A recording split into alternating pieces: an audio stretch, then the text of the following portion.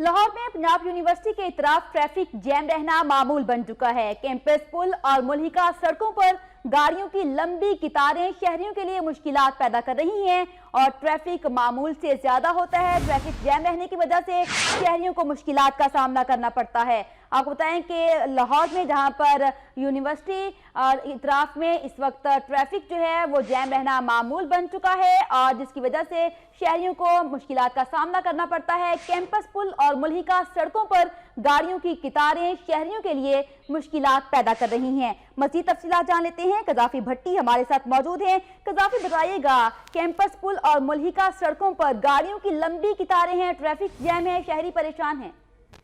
जी बिल्कुल, working days में canal road, campus पुल, Firozpur road और अतराफ की जितनी भी सड़कें हैं इन पर ट्रैफिक जाम जो है वो मामूल बन चुका है। आज की गाड़ियों की लंबी कतारें लगी हुई हैं। अगर हम बात करें तो कैंपस से कलमा चौक तक गाड़ियों का मुकम्मल ट्रैफिक जाम है। शायद कई घंटों से गाड़ियां फंसी हैं जिन्होंने 2 किलोमीटर का फासला भी तय नहीं किया। इसके अलावा फिरोजपुर रोड और शेख जायद हॉस्पिटल के सामने गाड़ियों की लंबी कतारें लगी हुई हैं। इस दौरान वार्डन्स को हमने देखा है उलझते हुए लोगों से, और खास तौर पर वार्डन्स और पंजाब यूनिवर्सिटी के गार्ड जो हैं ये आपस में उलझ रहे थे।